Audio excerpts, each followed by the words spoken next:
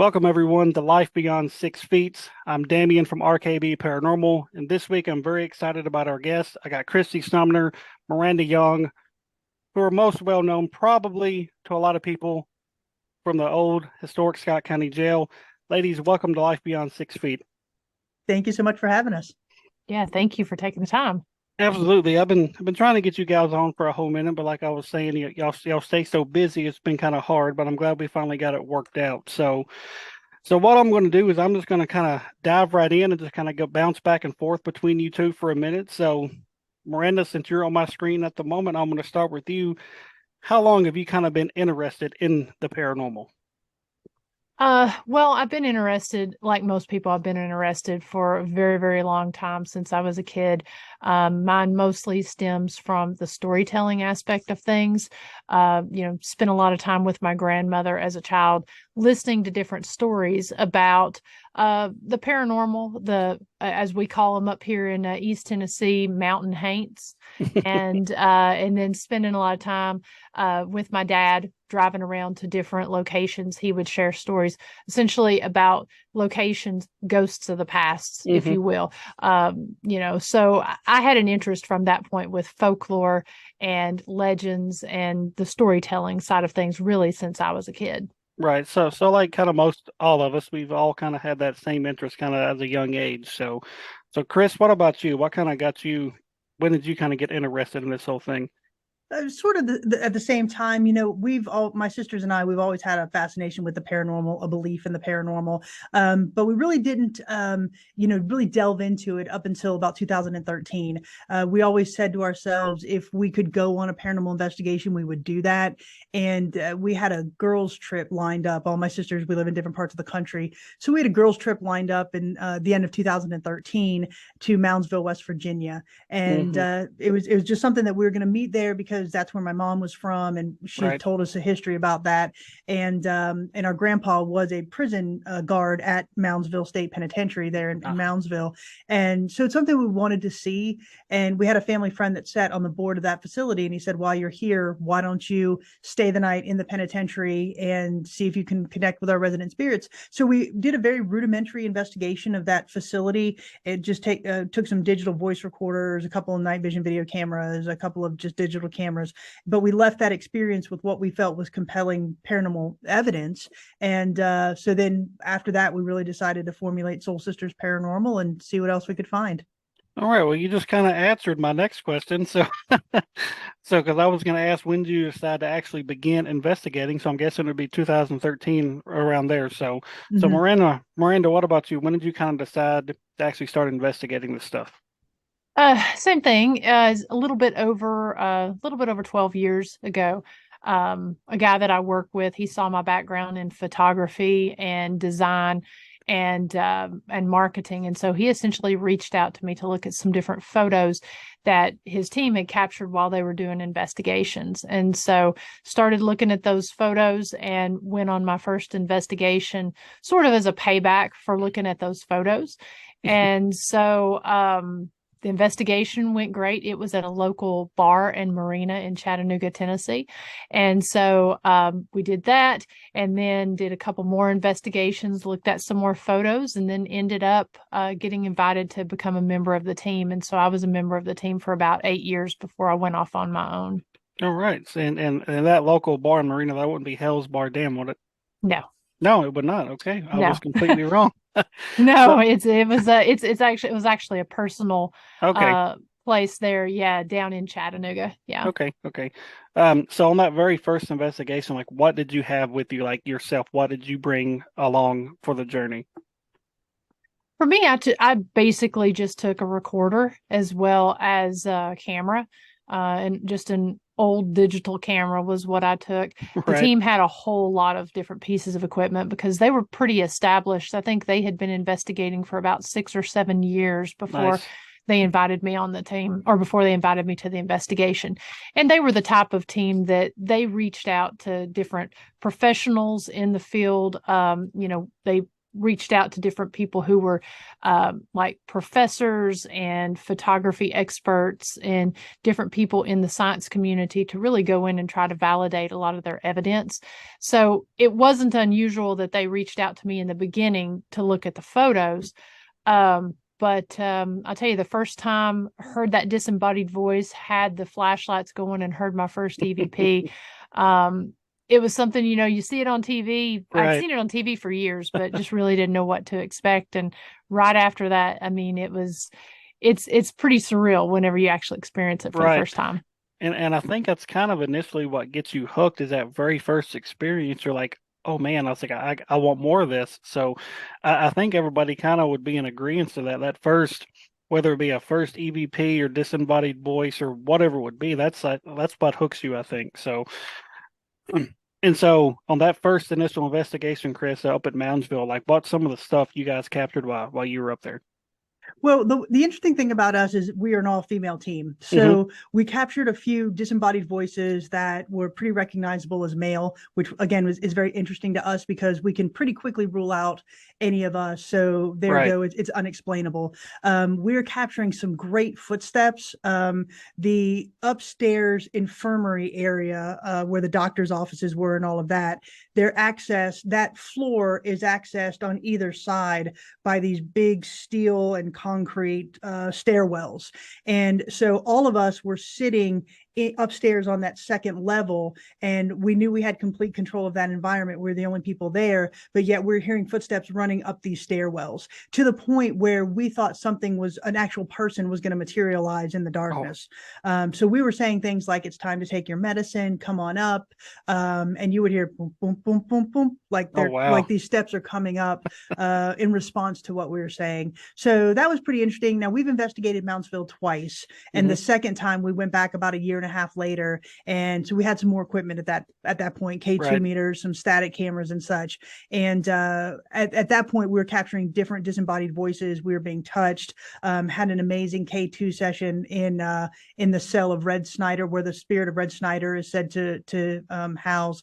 So that was pretty interesting. So for us, Moundsville will always be one of those locations that is really a hotbed of unexplained activity. Right. And that's one of those places. Hello, Sally. There she goes. That's one of those places that's been on my bucket list for a while, and hopefully the team can get up there at some point. So when you said you mentioned you have a team with your sisters, Soul Sisters Paranormal. When did that kind of form? Did it kind of form after Moundsville, or was that kind of before? Or when did it kind of form? Well, since we're sisters, we've always been together, but the team really formed after Moundsville, because Moundsville was really just a girls' trip. We wanted to do something different, something unique, and we had that opportunity. And then when we had those experiences, it was like, okay, there's something to this. Right. And so what we wanted to really do was, to the best of our ability, try to elevate the paranormal in a more professional light from this subculture type of a mentality up into a more professional conversation. And so because my sisters and we come from a research background, I think that we go in with that healthy skepticism, i.e. trying to debunk first. And I think that really allows us to have this conversation where we say we've controlled for all of these things. And what we're left with are those things that are unexplainable. So the formulation of Soul Sisters really occurred after Moundsville. And since then, every investigation has been a learning experience. Even the last one that we did, we're always learning and kind of integrating different techniques and different theories into our research. Right. That's what's up. So Moundsville essentially kind of, what's the word I'm looking for? Kind of catapulted us into this entire endeavor. Yeah. So just kind of like us, except a different prison. We kind of, cut our teeth at Brushy Mountain. So we kind of have that similarity there, getting our starts at a big, huge prison. So now, Miranda, you said you was with that one team for quite a few years before you kind of ventured off on your own, and you kind of formed Ghost Biker Explorations. Now, kind of, what was the idea behind that when you first initially wanted to do that? So basically, we were investigating somewhere at least once a month. If it wasn't a commercial location, it was a residential. Did a lot of those down in the Chattanooga area and North Georgia, Southern Kentucky area. And so I found that a lot of the time I was going out on my own on my motorcycle, really doing more urbex and taking a lot of photos, putting a lot of that out on social media. I was doing a lot of that on my own. Even when I had business trips, I would try to arrange that around specific, arrange places around the trip. So I kind of got to talking to a friend one time about the fact that I was actually going to ride my motorcycle to an investigation that we were doing in downtown Chattanooga. And I was talking about just how calming it is, how grounding and everything. And, she was like, I would watch that if that was a show. And then my other friend, Josh, he was like, you really should be documenting your travels and stuff rather than just doing it through photos, doing it on video and really putting it out there as a branded show. And so I sat there, kicked around the idea, decided how I wanted to do it, being that my background is marketing. My mind's always going in that capacity of Right. how can I brand this? How can I market this? And so designed my logo, designed how I actually wanted the season to look or the series to look, and realized I wanted it to be like a season. And rather than just putting out an episode after each investigation and being kind of random with it, I wanted to do it, release it at a certain time with a build up and lead up with trailers and with different types of things to build the momentum. Right. And so I really didn't tell anybody that I was doing this. I continued investigating with the team and did the branding, got it set up the way I wanted, even filmed a couple episodes. And then I just did this big blitz and blast about coming out with it. And because I was so busy with the season and trying to market that, get that out there, I really didn't feel like I had the time to devote to the team because I was doing their marketing, I was doing their design, and also putting their videos together. Right. And so we mutually, we had a very cordial parting. And so I tried to see how Ghost Biker would move forward. And after that first season, it took off really quick. And I had, sponsorships from Harley Davidson and different options to go and speak at different locations. And so now we just wrapped up season 5 and recording on season 6 now. So it's gained a lot of momentum and really almost a lifestyle change. Right. I imagine Yeah. so. And I haven't got to watch all the seasons. Yeah, I've watched a few here and there when I actually have free time, between work and kids and doing this and investigating. It's hard to really find any free time. But I have watched a few episodes, and it just kind of keeps you drawn in, like wanting more. So, and props to you for continuing to do that. So, Thank you. so when did you two ladies like officially meet for the first time? Well, officially we met 4 years ago. When Miranda released her first season, it was something that I, through mutual friends on Facebook and stuff, I found and I started following, and I really liked her style. I liked the fact that she was very in tune to the historical narrative of these locations. She rode a motorcycle, which I ride a motorcycle, so it was pretty interesting to watch those episodes. And so actually on New Year's Day, I wrote her a message, an email, and I just said, "Hey, congrats on the season.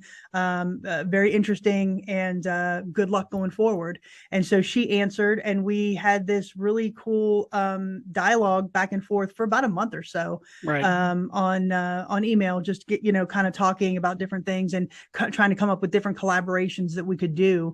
And so then we met in North Carolina in April and did our first collaboration investigation at Henry River Mill Village. Got to do a lot of motorcycle riding there in North Carolina. Nice. Yeah, absolutely. And so then she followed that up with a trip to Florida, because that's obviously where I'm from. So she came down to Florida. We did some more collaboration investigations down there, and really just formulated a great friendship. So I really like her style. I like her marketing, her business sense, and all of that. And so that's what kind of catapulted us into what we do now.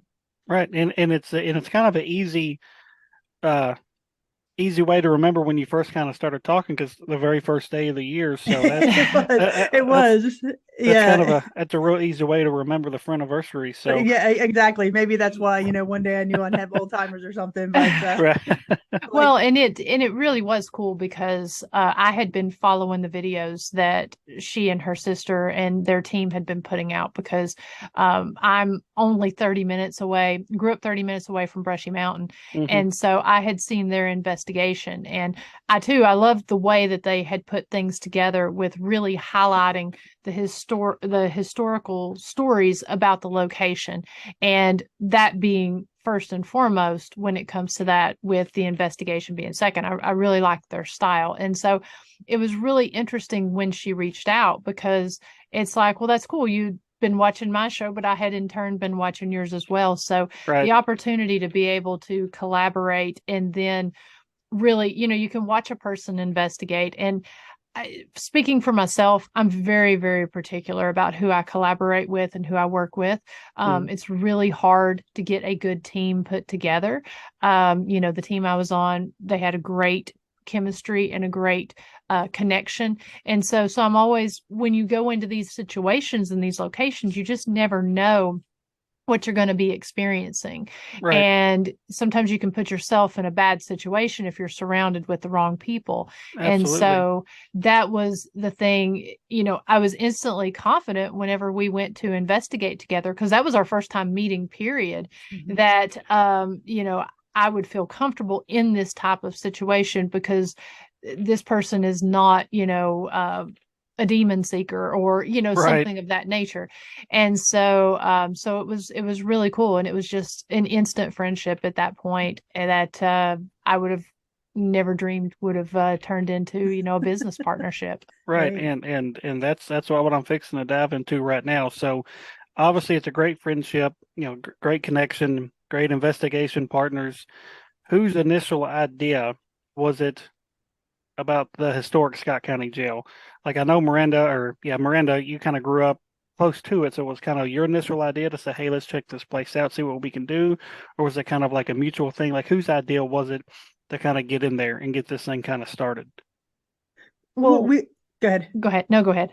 Well, we've always, since we've kind of investigated together over the couple of years that we really formed our friendship, we had talked about the idea of a location, of getting a location, of really helping to preserve that historical narrative of a location and use it as what we would call a paranormal research center. Hmm. And so, during and a little bit after COVID, some things happened, and Miranda said, "Well, why don't we go look at the historic Scott County Jail?" And then, go ahead and tell them the rest of the story there. Yeah, I mean, that's where I'm from. I grew up 5 minutes from the jail. And Right. so I was very familiar with the jail. And so like Christy said, we had talked about forming a company in a tourism capacity. And so we had talked about that. And so the jail, I knew that it had actually been that it had been abandoned for the time that it had. I didn't know what was going on in there, and through an official there in the community, he confirmed there was nothing going on. And so, yeah, so it was one of those things where I knew that to do this right, that basically it was too much work for one person to Hmm. do, but not sure if it was enough for two, and I didn't know completely what Christy's situation was going to be like. So I just pitched it out to her that, like, hey, why don't we just check on it? Because there's nothing going on with it right now. And so we actually sat down. We did reach out to the mayor there in the community, ask if we could come and take a tour of it, because again, we had these ideas, but we weren't really sure how broad we wanted to do this. And so we actually, when we met with the mayor, we sort of had a small mini business plan, because I think we had what, maybe 2 weeks Yeah. to, yeah, so we had 2 weeks that we sat down before we met with him. When we went in there, we had an impromptu meeting. Basically, he was like, can you come back tomorrow and present to the board? We asked if we could maybe wait till the next week or next month's meeting and really get everything together. And so as soon as he agreed and said that was fine, I mean, we hit the pavement running at that point, and did a full business plan complete with logo designs, phases, numbers. I mean, it was a very, very intense. It was over an hour long presentation that we had. Oh, wow. And and so we went in and presented to the town alderman, and they loved the idea. And so it was one of those things you hope they say yes, but then it's like, okay, now we got to execute. Now they said yes. Yeah, It's exactly. like, oh, they said yes. Yeah. And so it's really been an interesting progression. Miranda has a great background in marketing and design and advertising.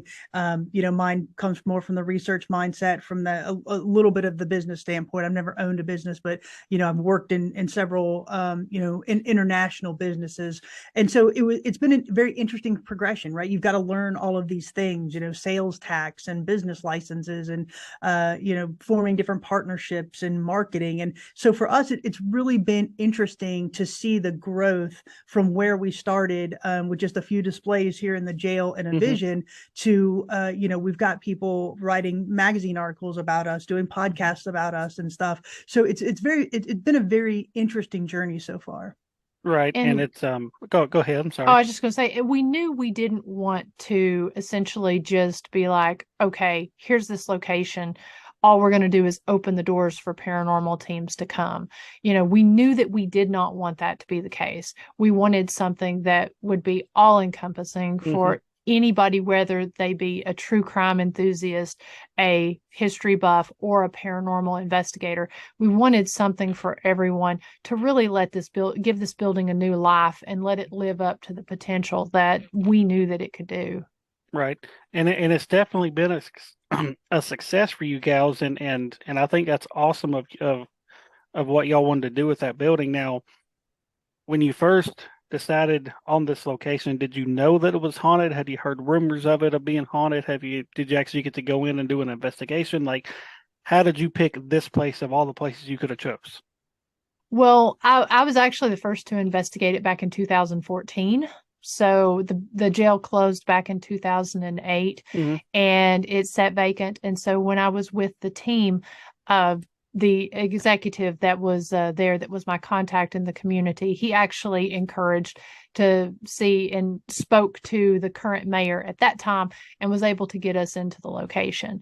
And so did an investigation and got some really cool activity on that particular night. And then I know there have been a couple teams that had come in right after from 14 up until when we opened it, but it was just very few. I think maybe 3 or 4 teams had come in.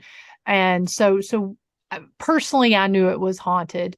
But it's kind of one of those things, Christy, and she can kind of expand on it, but it's one of those, when you start doing this, it's like, I can tell you and play for you the experiences that I had, but please be haunted. Yeah, please be haunted. I mean, when that first team booked and it was like, okay, this is our very first team. We're so excited. It's like, oh, please, I don't know if it's right to pray to God to have something haunted, but we did. We're like, please have some spirit activity. And to Miranda's point, she had told me that, she did the investigation. She played me some of the EVPs that she captured, and they were pretty intense. So that really led me to believe that with the longevity of this building, it was built in 1904. As Miranda said, it was in operation until 2008. So just that historical longevity has to lead to something, right?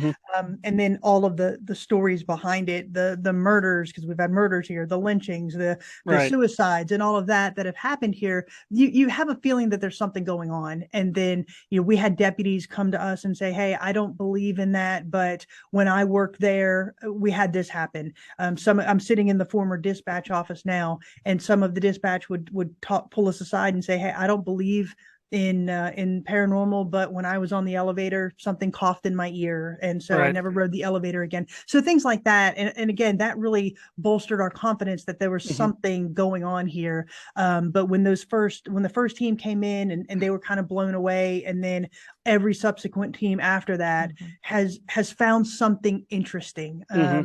Some more so than others, but I don't think there's really been one team that has left here that said this is an absolute dud. Right. Yeah. They've at least gotten something that's in their minds and ours unexplainable. And Right. some of these experiences have even built on each other, you Yeah. know, where they'll come in and somebody will get something that is giving us more pieces of the puzzle to the history that we're able to go and validate. It's also fascinating too, because we did spend a lot of time, because we had the keys a couple months before we actually opened, because we had to get the museum together. Right. We spent a lot of time going in and really talking and communicating with the spirits, sharing with them what we're doing, because again, this location's been closed for 15 years Right. at this point. So, you know, all of a sudden we're coming in and doing things. We wanted to really state our intentions and really just kind of familiarize with the tools and that sort of thing. And I think that experience really paid off, rather than just going in and just instantly investigating and putting them in a position, but really talking to them. And it's weird to say forming a bond or a relationship with the spirits, but you know, we do know a lot of the time when we talk to them who we're talking to a lot of the Right. time, or the Right. way they're responding. So I think that really paid off, taking that extra time and really explaining what we were doing. Right. Yeah, and like I've been saying, you know, what y'all have done with that building is just amazing, from the museum standpoint to now the escape room, and of course the paranormal side of it. It's an amazing thing you guys have done. And when I first, you know, caught wind of the location, and I seen where y'all were, you know, doing donations and stuff to be displayed in the museum, I was like, you know, I've got this hat of my best friend who was an officer and who was, you know, killed in the line of duty. I was like, it's just sitting in my closet in my mom's house, just collecting dust. Mhm. And I'm like, I think it'd be cool to donate that. That way, you know, his story's kind of out there, and his legacy can kind of be inside that building too. And that way, you know, more people can learn about his story and everything. And so when, you know, I seen that, I jumped at the opportunity, and I still can't thank you guys enough for allowing me to donate that hat to you guys. You know, that really meant a lot to me. So And well, thank you for doing it. Yeah. You know, to Miranda's point, when we first sat down and started doing this, it wasn't something that we're just going to open this paranormal investigators. The building has a history. The building has a unique characteristic. It has a story in and of itself outside of the paranormal. So we always knew that whatever we did, the history was going to be the driving factor. And that's what we assured the mayor and the aldermen as well. And Right. so that's why we took such care in getting these articles and getting these artifacts and getting these donations and such, because we want people to come in from the town, from the community as a tourist, and say, wow, I just thought I was going to go see this old building, but there's so much more. Right. And so, you know, your donation is housed in what we call our law enforcement appreciation room. So we recognize law enforcement officials from across the country, and, you know, to be able to display his hat is something that's very touching and moving for us. And again, a conversation starter, because it is something, it's not, you know, law enforcement isn't just here in Scott County, obviously, Right. it's nationwide. And we want to recognize all of those law enforcement officials. Right.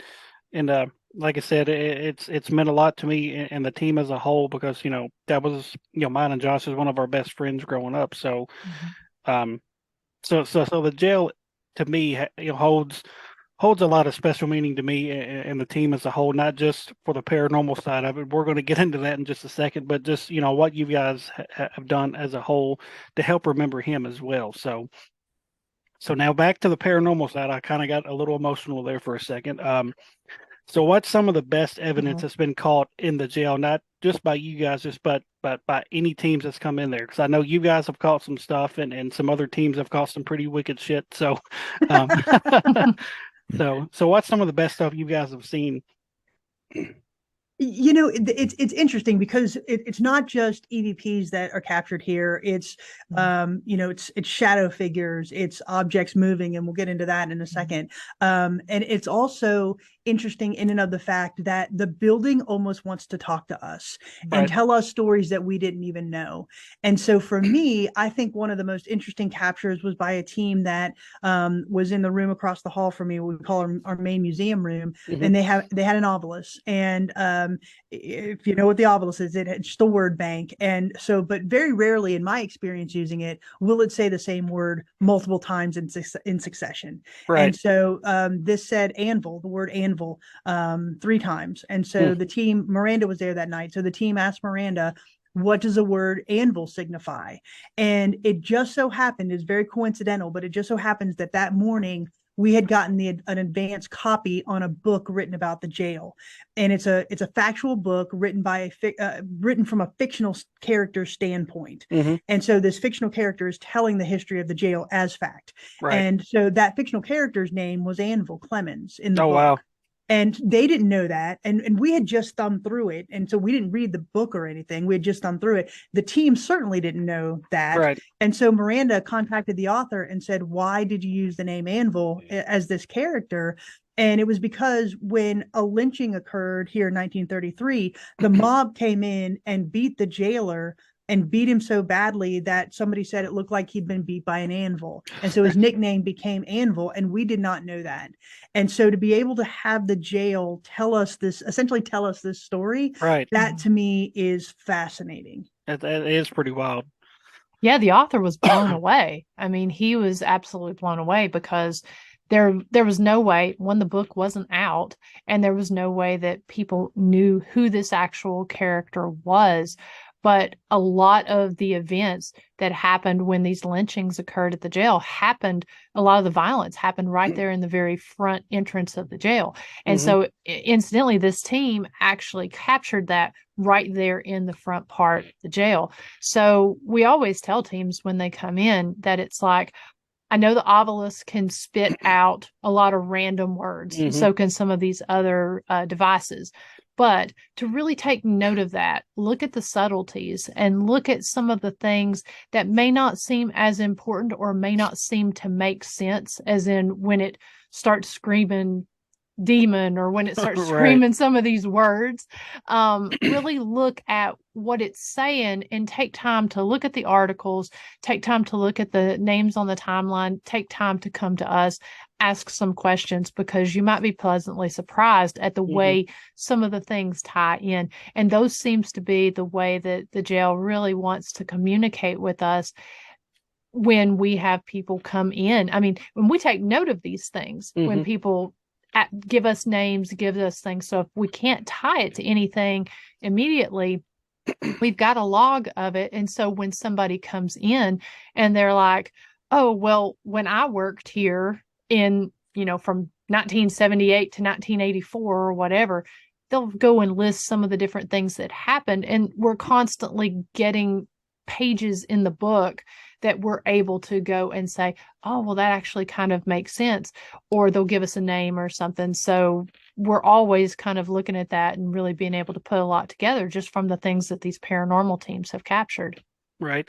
And there's been everything from video to audio to pictures captured there, which I think is really cool.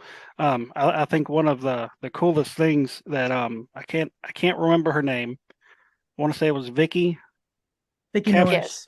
captured that accidental EVP, they're in the drunk tank when she was just using the restroom. And that was some of the wildest shit I'd heard. I was like, that is like clear as day. And I was like, that's insane. And it blew us away. I thought that was when y'all shared that, I was like, I showed my wife and she was like, that's crazy. And that's before, she had got to come there. So that made her wanted to come even more. And I think what I love the most about the spirits that we have there at the jail is the fact that they are very intelligent. They're very, very intelligent. They're very aware, and they're very watchful. I mean, we do have the guy on the second floor who likes to watch people sneak up behind them and appear in pictures behind them. But as a whole, I'm always fascinated with the fact that you're never alone there. And even though they may be kind of quiet and not necessarily show themselves when we're given tours, when we're doing investigations and stuff, you'll get an EVP or a disembodied voice or something that indicates the fact that they're not only aware of what's going on, but that they can actually see and hear some of the things that's going on around them. And to Right. me, that's so impressive for a new location, Hmm. and also for one that I think that, kind of underestimated when you have these really big locations that are very well known. Right. It's kind of like our guys and gals there at the jail are like, hold my beer, Right. let me show you, Exactly. And Right. it's funny, and you may have even done it, Damien, when you came. A lot of investigators, they'll come up onto the jail and they'll say, wow, it's a lot smaller than I thought. Yeah. I mean, we've had people do lives out front, and they say it's not as big as I thought. It's just a small little jail, and then they leave here with a much different perspective. Hmm. And so we like to say it's a little location that has a big paranormal punch, because Yep. there are things that we just cannot explain. I mean, the evidence that you captured, Hmm. right? Just it's unexplainable how that happens. And that, like I said, can be said for almost every team that has come in here. It Right. may not be something like a picture flying off the wall, but it could be as subtle as an EVP. But to Miranda's point, they're intelligent EVPs. Hmm. And Yeah. go ahead. I mean, not to interrupt, but like Mhm. last night we had a team in, of course, they're still going through their evidence, but Sheriff Richard Ellis, he is a very tall guy, very tall, big guy. And one of the guys from the team last night was also 6'8". And Whoa. so he was up there in the area, and they got this very cool EVP while they were asking some questions, very clear. It says, you look similar.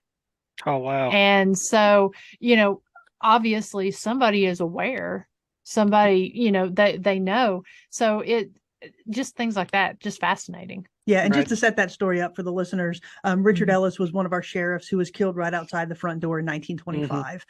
We do think that his spirit is very active here. To Miranda's point, he was 6'8", 6'9", very tall, Mhm. formidable guy. He was also a Baptist preacher. And so we have trigger items.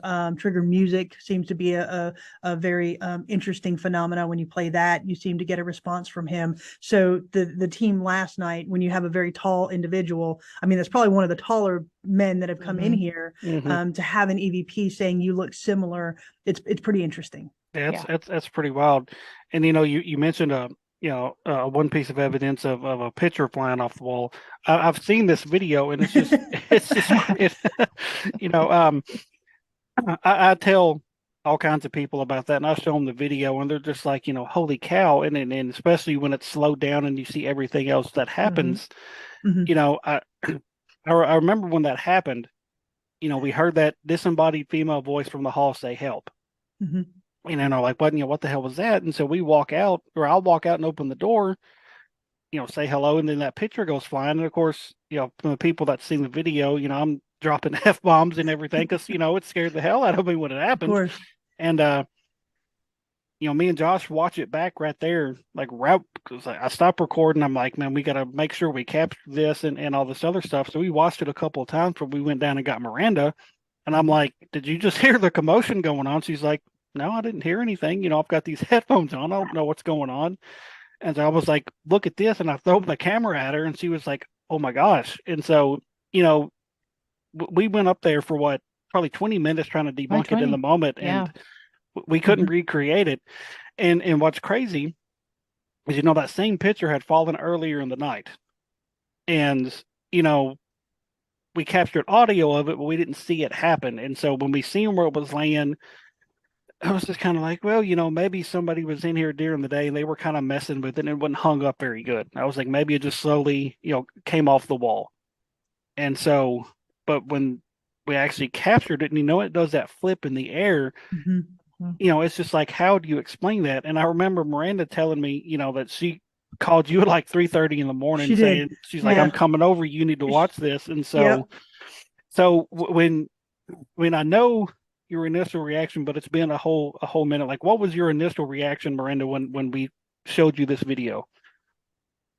Well, I mean, we don't typically have pictures falling off the walls. So I mean, it's a unique situation there at the jail with the way that the walls are. Mm-hmm. Some of them we're able to drill into because they are solid stone walls, Right. concrete walls. Some of them are velcroed, and Mm-hmm. when we velcro them on, it's not just a little tab. I mean, it's corners and sides, and that piece was a velcroed piece. It Mm-hmm. wasn't one that you could just, and when you actually go and listen to the video, you can hear the Mm-hmm. rip coming off the wall.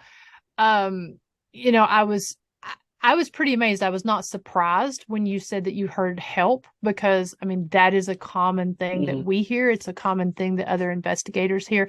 But to have, in seeing this, seeing what had happened, because it was flipped, it was over 4.5 feet from where it had fallen, Mm-hmm. and then going and watching the video and seeing the progression of things from help to all of the tools going off, and then seeing that happen, it's just a fantastic catch, because very, very rarely are you able to capture something like that, but also capture all of the other elements that goes into it to Right. show that there's multiple things happening. Right. Mhm. And all the stuff that you see after the fact, like when I loaded it onto my laptop, I didn't notice any of that. And then when you sent me that first initial screen grab, you're like, you're not going to Mhm. believe this. I was like, what's she Mhm. fixing to show me? And then when you sent the video back, I was like, holy cow. Mhm. Yeah, I saw Yeah. in the beginning, of course, I recorded your screen first, Mm-hmm. and that was what I had showed Christy. And I saw what looked like an arm when that came off, but it's hard to tell because, when you're recording a recording, Mm-hmm. there's artifacts and stuff. Right. So, Christy, I know, was very compelled by it. So even the next morning, she goes in to try to look at other things that we may have missed in the debunking process. Mm-hmm. So once we got that file and was able to go in, really analyze that and see it in, I mean, literally frame by frame, it was, there's no mistaking that there's an arm there that you can see fling that. Right. I mean, there's no way that there was There's no way it would have to, flipped. There's yeah. no way. There's no way it would have flipped. I mean, every time something falls, it falls straight down. Right. And so, to Miranda's point, the sequence of events, every one of those things that you captured in and of itself would have been interesting. Mm-hmm. The REM pod and the EDI box going off, the help that you heard, the shadow figure that runs past, that quick shadow figure, and then to have the entire thing just come off the wall and flip. In each one of those things is interesting, but to see them all, as Miranda said, in that series of progression, I mean, it's just a phenomenal piece of evidence for us. Mm-hmm. Right. And it's still been our most compelling piece to date. And it's going to be hard to top that, but that's why that's why these teams continue to do that, like, because they want more and more and more. And I find it interesting that you say always kind of pay attention to what your devices and stuff are telling, because during that night, I tell a lot of people that the spirits that night were kind of toying with us all night up until the very end, because everything that happened seemed to happen right when we stopped filming because we were getting ready to change locations, or right when we came in before we got everything set up. So it was kind of toying with us all night. And I remember we had went the sales is in the top floor. We had went some of the sales, and the EDI box had stopped at like 66.6. Mm-hmm. And it had stayed there for a good 10 minutes. And what we noticed is that the temperature changed, like when Josh put his handcuffs in front of it. And I was like, well, let me just go down here to see if this thing is like malfunctioning, because like it didn't change for a good 10 minutes. And what we found really intriguing is when we came down, you guys said, when did this happen? I was like, right before I came down, y'all said y'all were researching some story that y'all had just learned about pertaining to that number. Yeah, at the Archive of the Afterlife. Right. Yeah. And I was like, that's one of those weird coincidences in a way, but maybe it was telling us something. And then another thing that we always like to tell people is the Ovilus was more or less telling us to read one of these articles on the wall, because it was just spitting out, like you said, random words. And at the time, they weren't making any sense. And then I kind of started looking at one of these articles, and I started noticing different words that it had spit out. And it wasn't just like your normal everyday word. It was like words in this article. And I was like, hey, Josh was like, all these words, this thing's been spitting out is in this article. And he was like, well, Mhm, maybe it's mhm. wanting us to read it. And so he started reading it, and that I thought that was really cool too. So, Mhm. Mm-hmm. And that happens a lot. And we kind of tell teams to pay attention to that mhm, because, the articles that we have up are in some way related to the jail, mhm, murders, mayhem, rape, car accidents. And if you look through them, there's a connection to the jail. Either the perpetrator was housed here or the family member was housed here. Some connection is to right, the jail. And so, we have one article upstairs that when you start to read it, it seems to evoke some activity that we can't mhm, explain. And right, that's the one you're talking about. Mm-hmm. mhm, And so that to me is extremely interesting. To Miranda's point earlier, it just shows an intelligent level. Like they're right, they're sitting there listening to us read this. right. Mm-hmm. And we were back there a second time a few months ago, and I still haven't went through everything, but I remember some of the stuff that happened. I remember you guys telling us to play some gospel music on the second floor, Mhm. and I was like, we'll try that. And so we had set Josh up, in that wallway where the pitcher, went flying, set him up for the S's method. And I remember it coming through. It said my name, it said his name. And so I was like, okay, well, they remember us. And so we're trying to figure out who it was that knocked this off. And I remember, I think we got a name like Rob or something like that finally came through. And we kept getting a female name coming through. And when we finally decided to start playing some gospel music, because it kind of quieted down for a minute, I was like, well, he's still under. Let's play some of this music. See if, and I don't know who was in there at that time, but apparently they didn't want to listen to it at that point because I started feeling nauseous like right after I started playing. Oh, Like to the wow. point like I started getting kind of dizzy. I was like, we got to turn this off. I was like, because I was perfectly fine before that, and I remember we had left the camera rolling after we went downstairs. I was like, man, I got to take a breather because that was pretty weird. And remember, I know there was a couple like odd knocks that we captured when there was nobody up there, and so Mhm. So, and I always tell people when I see these Facebook posts, what's some of the best places to go. Number one place I always list is the historic Scott County Jail, and it's not just for the paranormal activity, just everything you guys have done. It's my favorite place that I've been to. Um, and like I Well, said, thank you. it's for multiple reasons, obviously, but it's always the top of my list. People's like, what's the most active place you've been to? Historic Scott County Jail tops that list. Um, of course, and then I'll name some other ones, but that's always at the top of my list. And so with everything you guys have done there, so what is in store for 2023? Not just for the jail, but like for you guys personally, for your teams, for Ghost Biker, Soul Sisters. What's kind of 2023 looking like for you guys? Well, for Soul Sisters Paranormal, we have several investigations already lined up. We've got a couple of speaking engagements as well. Most of what I'm consumed with right now is the historic Scott County Jail. But we both said that when we started this, neither one of our teams would suffer. Hmm. And so we do have several investigations lined up as Soul Sisters. We've got we've got an interesting collaboration in August that I'm really excited about. My twin sister and we go to Twinsburg every year, which is Hmm. the largest gathering of twins and multiples in the world. So we go to Right. Twinsburg every August. And so we've met some very interesting twins there. And so we've asked them to join us on an investigation. So Right. even though they're not paranormal investigators, it'll be interesting to have a few Right. sets of twins in a location to see if we can do some interesting experiments. So that's what we're going to do here in August, and then just really keep hammering away at the historic Scott County Jail. All right. Miranda, what about you? Got a lot of different speaking events lined up. Excited this year to be invited to speak in Gettysburg at the Battlefield Bash that's Oh, coming up in nice. July. We're going to be going. Kris is going to be going with me and representing the jail, and so we're going to be doing the jail plus Ghost Biker. Got several different Harley Davidson events, haunted motorcycle rides. Got those planned coming up, and of course, filming season 6, possibly some interesting things possibly coming up when it comes to season 6, but and definitely with the jail, between all that, the jail's trucking right along. Got some Hmm. different expansion, Mm-hmm. exciting announcement things that we hope. We keep kind of teasing about it, but we're trying to get everything just right before we're able to make those announcements. Right. Mm-hmm. So stay tuned for that, because Yeah. that's going to be a really big deal.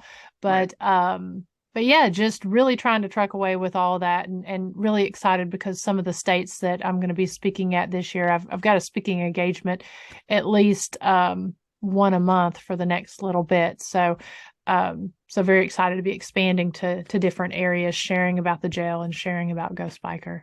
All right. It's going to be a fun year for you guys. I can already tell. And with everything you got Absolutely. going on, I think it's just awesome how you just keep going and going and going. Like, I would be wore out.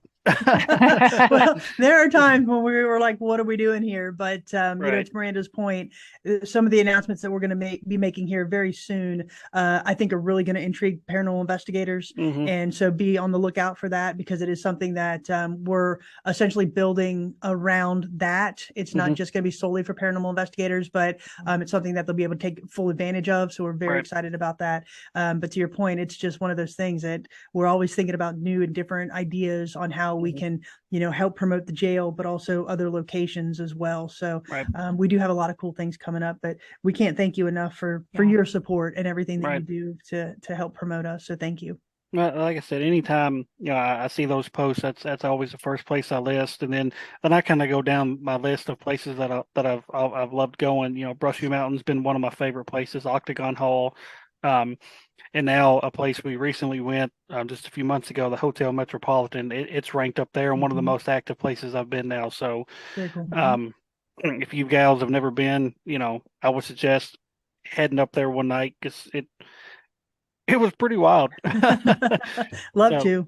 Love to So get up there. Yeah, we're truly blessed with the location that the jail is in because, I think it was kind of joking with Kris the other day, for anyone who's sports fans, we're kind of the SEC of the paranormal here because, right. you know, between East Tennessee, Middle Tennessee, Southern Kentucky, and right there in Northern Georgia, you Hmm. just have so many places Oh that yeah. are just fantastic, very close. So we're very fortunate to be It, where it's we're at it, and be close to some of these big heavy hitters in the paranormal community.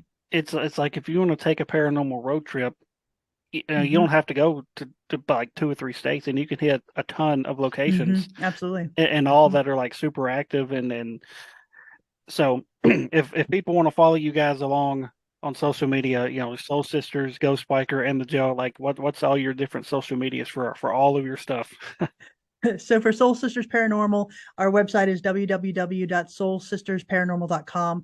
We're also very active on Facebook under Soul Sisters Paranormal, and we'd love for you to subscribe to our YouTube channel, which is Soul Sisters Paranormal.